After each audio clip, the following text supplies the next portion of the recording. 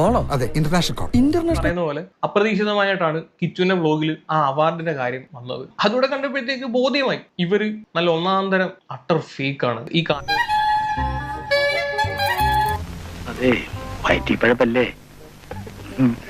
അങ്ങനെ ഇതിനൊരു മറുപടിയായിട്ട്, ഒരു വളരെ കൺവിൻസിംഗ് ആയിട്ടുള്ള ഒരു മറുപടിയായിട്ട് രണാസുന രംഗത്ത് വന്നിട്ടുണ്ട്. അതൊക്കെ ഗോപാലകൃഷ്ണൻ ഒരു നമ്പർ വീഡിയോ വന്നത് കണ്ടു, സുധിചേട്ടന്റെ അവാർഡ് മാറ്റി വെച്ചു എന്ന് പറഞ്ഞു. അപ്പൊ അതിനെ കുറിച്ച് എന്താണ് പറയാനുള്ളത്? ഞാൻ എന്ത് സംസാരിക്കാനാണ് താനോട്? നമ്മുടെ കുഞ്ഞ് ഋതപ്പൻ ആ പ്രായമാണ്, കുഞ്ഞാണ്. അപ്പൊ അവൻ അതെടുത്ത് നശിപ്പിക്കുന്നത് പാത്തിരുന്ന്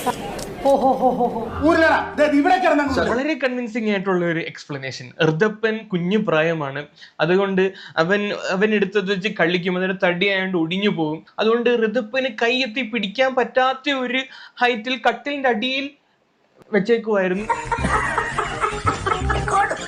കളിക്കും അവൻ അതെടുത്തിട്ട് ചിലപ്പം